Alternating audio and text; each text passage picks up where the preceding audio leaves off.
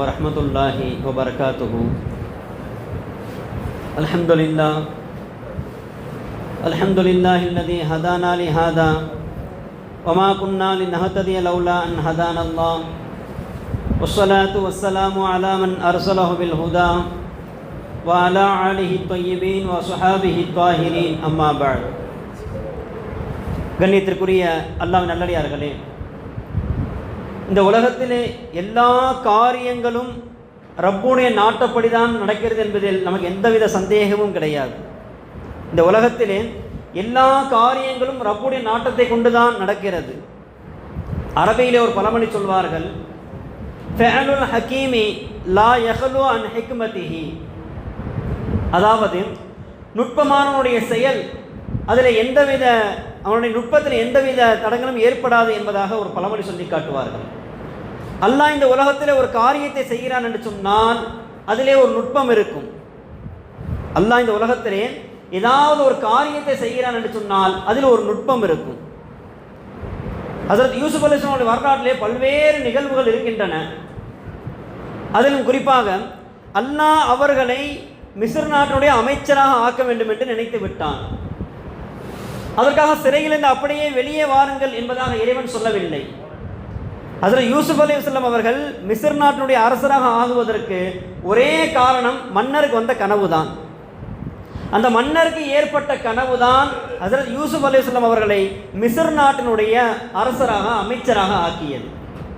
ஆக இந்த உலகத்தில் எல்லா காரியங்களும் ரப்புடைய நாட்டத்தை கொண்டுதான் நடக்கிறது என்றாலும் கூட நம்முடைய வாழ்க்கையிலே தனிப்பட்ட வாழ்க்கையாக இருந்தாலும் சரி, குடும்ப வாழ்க்கையாக இருந்தாலும் சரி, அல்லது சமூக வாழ்க்கையாக இருந்தாலும் சரி, அதிலே நல்ல ஒரு மாற்றம், ஒரு திருப்பம் ஏற்படுவதற்கு அறிமுகம் இல்லாத யாராவது ஒரு நபர் காரணமாக இருப்பார்கள். நம்முடைய வாழ்க்கையிலே ஏதாவது ஒரு மாற்றம் ஏற்படுவதற்கு யாராவது ஒருவர் ஏதாவது ஒரு வகையிலே காரணமாக இருப்பார்கள். அல்லாஹ் ஹஜ்ரத் யூசுப் அலைஹிஸ்ஸலாம் வரலாறை குறித்து 2 இடங்களில் ஒரு செய்தியை சொல்லி காட்டுகிறான். அதாவது முதல் இடத்திலே கால காயிலும் மின்ஹும், அந்த சகோதரரில் ஒருவர் சொன்னார், லா தக்துலு யூசுஃப, யூசுஃபை நீங்கள் கொலை செய்ய வேண்டாம் என்பதாக அவர் சொன்னார். அதாவது ஹஜ்ரத் யூசுப் அலைஹிஸ்ஸலாம் அவர்களை அவர் தந்தையிடமிருந்து பிரித்து எடுத்து வந்து விட்டார்கள். இப்பொழுது அவர்களை கொலை செய்வதா அல்லது ஓநாய்க்கு இரையாக போடுவதா, அவரை தூக்கி ஏறுவதா என்பதாக பலவிதமான கருத்துக்கள் அங்கே பேசப்பட்ட பொழுது அந்த சகோதரில் ஒருவர் சொன்னார், யூசுஃபை கொலை செய்ய வேண்டாம் என்பதாக. வேறொரு இடத்துல இறைவன் சொல்லி காட்டுகிறான், கால கபீருஹும், அவர்களில் பெரியவர் சொன்னார், அலம் தாலமு அன்ன அபாக்கும் கத அகத அலைக்கும் மௌசிகம் மினல்லாஹ், நீங்கள் மறந்து விட்டீர்களா, உங்கள் தந்தைக்கு செய்து கொடுத்த வாக்குறுதியை நீங்கள் மறந்து விட்டீர்களா என்பதாக நினைவூட்டுகிறார்கள். அதாவது நேற்று சொன்ன வரலாறு தான். புன்யாமீன் அவர் மிஸ்ரிலே திருடி விட்டார் என்ற குற்றத்திற்காக பிடிக்கப்பட்டு விட்டார்.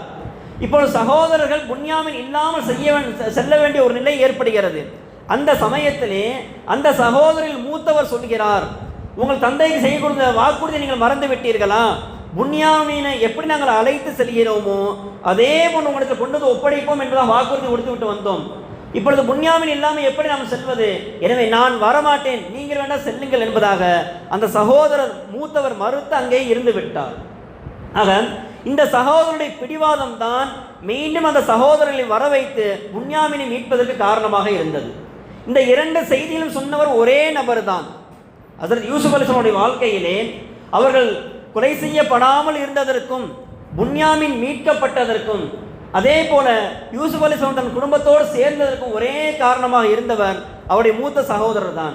ஆனால் அல்லாஹ் அவரை குறித்து, அவருடைய பெயரை குறித்து, அவரை குறித்து எந்த விதமான முழு விளக்கங்களும் எங்கேயும் சொல்லப்படவில்லை. ஆனால் அது போன்ற ஒரு மாற்றம் யூசுப் அலைஹிஸ்ஸலாம் வாழ்க்கையிலே ஒரு மாற்றம் ஏற்படுவதற்கு அவருடைய மூத்த சகோதரர் தான் ஒரு காரணமாக இருந்தார். சையதுனா உமர் இப்னு கத்தாப் ரலியல்லாஹு அன்ஹு அவர்கள் ரொம்ப ஆக்ரோஷமாக கடும் கோபத்தோடு உரையிலிருந்து வாளை எடுத்த வண்ணமாக நான் முஹம்மதுடைய தலையை எடுத்தே வருவேன் என்று கோபமாக வந்து கொண்டிருக்கிறார்கள். அப்பொழுது வருகின்ற வழியிலே ஒரு சம்பவம் நடக்கிறது. அவர்கள் வழியிலே பார்த்த சையதுனா நுஐம் ரலியல்லாஹு அன்ஹு அவர்கள் உமர் ரலியல்லாஹு தடுத்து நிறுத்துகிறார்கள். நீங்கள் யாரை கொலை செய்ய வேண்டும் என்பதற்காக கிளம்பி இருக்கிறீர்களோ அவர் கொண்டு வந்த அந்த இஸ்லாம், அந்த மார்க்கம், அந்த ஒளி என்பது உங்களுடைய வீட்டில் இப்போ பிரகாசிக்க ஆரம்பித்து விட்டது. அந்த இஸ்லாம் என்ற ஒளி இப்பொழுது உங்கள் வீட்டிலும் பிரகாசிக்க ஆரம்பித்து விட்டது. எனவே உங்கள் சகோதரியிடமும் அவருடைய கணவரிடம் சென்று கேளுங்கள் என்பதாக சையதுனா நுஐம் ரலியல்லாஹு அன்ஹு அவர்கள் உமர் ரலியல்லாஹு அந்த இடத்தில் அவர்கள் ஒரு மாற்றத்தை ஏற்படுத்துகிறார்கள், அவர்களை திசை திருப்புகிறார்கள். ஆனால் நுஐம் ரலியல்லாஹு அவர்களை குறித்து எந்தவித வரலாறும் அவர்களை குறித்து சொல்லப்படுவது கிடையாது. உமர் ரலியல்லாஹு அவர்களை குறித்து நமக்கு தெரியும். சையதுனா உமர் ரலியல்லாஹு அவர்கள் ஆளுமை மிக்கவர், ஆற்றல் மிக்கவர், வல்லமை மிக்கவர் என்று தெரியும். ஆனால் அவருடைய வாழ்க்கையிலே மாற்றம் ஏற்படுவதற்கு, நல்ல ஒரு திருப்பம் ஏற்படுவதற்கு காரணமாக இருந்தவர் சையதுனா நுஐம் ரலியல்லாஹு அன்ஹு என்பதை குறித்து நம் யாருக்கும் தெரியாது. இது போன்றுதான் நம்முடைய வாழ்க்கையிலே எத்தனையோ நிகழ்வுகள், யாராவது ஒருவர் செல்லக்கூடிய அந்த ஒரு வழிகாட்டுவதன் காரணமாக நம்முடைய வாழ்க்கையில் எத்தனையோ நல்ல விதமான மாற்றங்கள் நமக்கு ஏற்படக்கூடும். சையதுனா மூசா அலைஹிஸ்ஸலாம் அவர்கள் எகிப்திலே இருந்து மதியன் என்ற ஊருக்கு வந்து விடுகிறார்கள். எகிப்தில் ஒரு சம்பவம் நடந்து விட்டது, ஒரு கொலை நடந்து விட்டது. எனவே அங்கிருந்து பயந்து கொண்டு அவர்கள் தப்பித்து மதியன் என்ற ஊருக்கு வந்து விட்டார்கள். இங்கே எந்த ஒரு அடைக்கலும் இல்லாமல், பாதுகாப்பும் இல்லாமல் இருக்கக்கூடிய ஒரு நிலைதான். அந்த சமயத்திலே ஒரு இடத்திலே பெண்கள் எல்லாம் தண்ணீர் பிடித்துக் கொண்டு இருக்கிறார்கள். 2 பெண்கள் மட்டும் ஓரமாக ஒதுங்கி நிற்கிறார்கள். அவர்கள் தண்ணீர் பிடிப்பது சிரமப்பட்டு கொண்டு ஓரமாக ஒதுங்கி நின்று கொண்டிருக்கிறார்கள். அப்பொழுது மூசா அலைஹிஸ்ஸலாம் அவர்கள் அவருடைய நிலையை புரிந்து கொண்டு அந்த இருவருக்கும் தண்ணீர் பிடித்து கொடுத்து உதவி செய்கிறார்கள். இப்பொழுது அந்த 2 பெண்களில் ஒருவர் தன்னுடைய தந்தையான ஷுஐப் அலைஹிஸ்ஸலாம் சென்று சொல்கிறார், எங்களுக்கு ஒருவர் தண்ணீர் பிடிப்பதற்கு உதவி செய்தார், அவர் பார்ப்பது நல்ல மனிதராக இருக்கிறார், நல்ல குணமுள்ளவராக இருக்கிறார், நாம் அவருக்கு ஏதாவது ஒரு வேலையை கொடுக்கலாம் என்பதாக தந்தை இடத்திலே சொல்ல ஷுஐப் அலைஹிஸ்ஸலாம் அவர்கள் ஹஜ்ரத் மூசா அலைஹிஸ்ஸலாம் அவர்களை அழைத்து அவருக்கு வேலை கொடுக்கிறார்கள். இந்த இடத்திலே ஹஜ்ரத் மூசா அலைஹிஸ்ஸலாம் அவருக்கு ஒரு வேலை கிடைக்கிறது, தங்குவதற்கு ஒரு அடைக்கலம் கிடைக்கிறது, வாழ்வாதாரத்துக்கு ஒரு வழி கிடைக்கிறது. அது மட்டுமல்ல, அவருடைய வாழ்க்கையில் அடுத்த கட்டமான குடும்ப வாழ்க்கைக்கும் ஒரு விதமான அங்கே ஒரு ஏற்பாடு செய்யப்படுகிறது. ஆக அந்த பெண்மணி சொன்ன அந்த ஒரு வார்த்தை தான் சையதுனா மூசா அலைஹிஸ்ஸலாம் வாழ்க்கையிலே ஏற்பட ஒரு மாற்றத்திற்கு காரணமாக அமைந்தது. மதீனா முனவ்வராவுடைய வாழ்க்கை பெருமானார் ஸல்லல்லாஹு அலைஹி வஸல்லம் அவர்களுக்கும் சஹாபாக்கள் ஒரு உன்னதமான ஒரு மகத்தான ஒரு வாழ்க்கையை பெற்றுத்தந்தது. தாயிஃபுடைய பயணம் தோல்வியில் முடிவுற்றது. ஆனால் இந்த மதீனாவுடைய வாழ்க்கை என்பது பெருமானார் ஸல்லல்லாஹு அலைஹி வஸல்லம் அவர்களுக்கும் சஹாபாக்களுக்கும் ஒரு மகத்தான உன்னதமான ஒரு வாழ்க்கையை பெற்றுத்தந்தது. இந்த இஸ்லாம் இந்த உலகத்திலே ஜொலிப்பதற்கும் அது மேன்மை அடைந்ததற்கும் மதீனாவுடைய வாழ்க்கை தான் காரணம் என்பதில் நமக்கு எந்தவித சந்தேகமும் கிடையாது. ஆனால் அந்த மதீனாவுடைய வாழ்க்கை மேன்மை பெறுவதற்கு அடிப்படை காரணமாக சையதுனா முஹம்மது ஸல்லல்லாஹு அலைஹி வஸல்லம் அவர்கள் அங்கே மதீனாவிற்கு சென்றதற்கான அடிப்படை காரணம், பெருமானுடைய அந்த மதீனா வாழ்க்கைக்கு அடித்தளமிட்டவர் யார் என்று சொன்னால் ஒரே ஒரு சஹாபி தான். நம்முடைய வாழ்க்கையிலே மறக்கக்கூடாத சஹாபி அஸ்ஹாப் இப்னு ஸுராரா ரலியல்லாஹு அன்ஹு அவர்கள். பெருமானுடைய இந்த மதீனா வாழ்க்கைக்கு அடித்தளமிட்டவர்கள் அஸ்ஹாப் இப்னு ஸுராரா ரலியல்லாஹு அன்ஹு அவர்கள் தான். மதீனாவிலே அவுஸ் ஹஸரஜ் என்ற 2 பிரிவாக இருப்பார்கள். அடிக்கடி இந்த 2 பிரிவுக்கும் சண்டை வந்து கொண்டு இருக்கும். அப்படி சண்டை அதிகமாகின்ற போதெல்லாம் அவர்கள் அங்கிருந்து மக்காவிற்கு வருவார்கள். மக்காவில் உள்ள தலைவரை அழைத்து வந்து சமாதானம் பேசுவார்கள். இப்படியாக ஒரு தடவை அங்கே அவுஸ் ஹஸரஜ் 2 கூட்டத்திலும் சண்டை முத்தி விட்டது. ஒரு கட்டத்தில் கொலை செய்கின்ற அளவுக்கு அவர்கள் துணிந்து விட்டார்கள். அந்த சமயத்திலே ஹஸ்ரஜ் என்ற கூட்டத்தில் 3 நபர்களும் அவுஸ் என்ற கூட்டத்திலிருந்து 3 நபர்களுமாக 6 நபர்கள் கொண்ட ஒரு குழு மக்காவிற்கு வருகிறார்கள். அங்குள்ள மக்கா தலைவர்கள் வந்து விஷயத்தை சொல்லி அவர்களை அழைக்கிறார்கள். அப்பொழுது அவர்கள் சொல்கிறார்கள், நீங்கள் சொல்வது சரிதான், ஆனால் இப்பொழுது வருவதற்கான சூழல் இங்கே இல்லை. இங்கே ஒரு குழப்பமான சூழல் நடந்து கொண்டிருக்கிறது.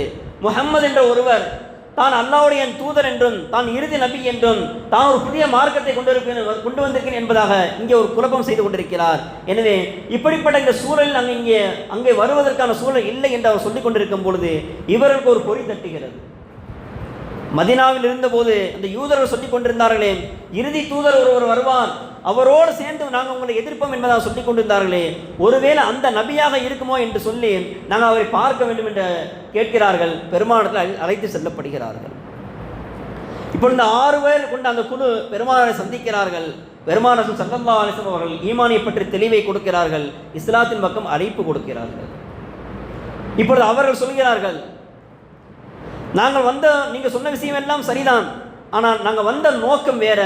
இப்பொழுது மார்க்கத்தை ஏற்றுக்கொள்ளக்கூடிய சூழல் அங்கே இல்லை, அங்கே சண்டை சச்சரவாக கிடைக்கிறது. எனவே நீங்கள் சொன்ன விஷயத்தை நாங்கள் உள்ளே உள்வாங்கிக் கொள்கிறோம். அங்கே உள்ள பிரச்சனையை நாங்கள் சரி செய்து விட்டு நாங்கள் மீண்டும் வருகிறோம் என்று அவர் சொல்லிக் கொண்டு இருக்கும் போதே அந்த 6 நபர்கள் ஒருவராக இருந்த அஸ்ஸாப் பின் ஸுராரா ரலியல்லாஹு அவர்கள் பெருமானார் கையை பிடித்து பையத் செய்கிறார்கள். அந்த இடத்திலே பெருமானார் ஸல்லல்லாஹு அலைஹி வஸல்லம் கையை பிடித்து பையத் செய்கிறார்கள். நாயகமே, உங்களை நாங்கள் ஏற்றுக்கொள்கிறோம் என்பதாக பையத் செய்துவிட்டு சொல்கிறார்கள். பெருமானார் ஸல்லல்லாஹு அலைஹி வஸல்லம் மதீனா வாழ்க்கைக்கு அவர்கள் தான் அடித்தளம் இடுகிறார்கள். நாயகமே, நீங்கள் மதீனா வாருங்கள், நாங்கள் உங்களுக்கு அடைக்கலம் தருகிறோம் என்பதாக அந்த இடத்திலே பெருமானார் ஸல்லல்லாஹு அலைஹி வஸல்லம் அழைப்பு கொடுக்கிறார்கள். இந்த கூட்டம் 3 பிரிவாக வந்தார்கள்.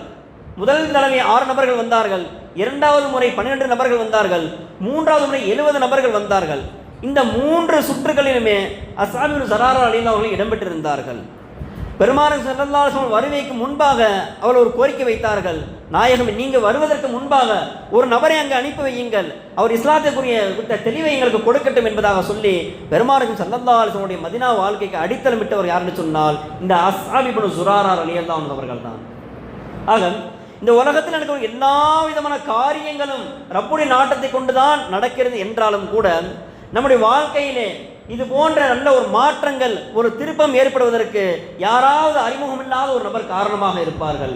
ஆக வல்ல ரஹ்மான் நம்முடைய வாழ்க்கையிலேயும் அது போன்ற நல்ல சாலிஹான அடியார்களை ஏற்படுத்தி தந்தல் புரிவானாக. வல்ல ரஹ்மான் அவருடைய பொருத்தமான வழியிலே செயல்படக்கூடியதற்கு இது போன்ற சாலிஹான மனிதர்கள் நம்ம வாழ்க்கையிலே துணையாக ஏற்படுத்தி தந்தல் புரிவானாக. வாஹிர் தாவானா அல்ஹம்துலில்லாஹி ரப்பில் ஆலமீன். அஸ்ஸலாமு அலைக்கும் வரஹ்மத்துல்லாஹி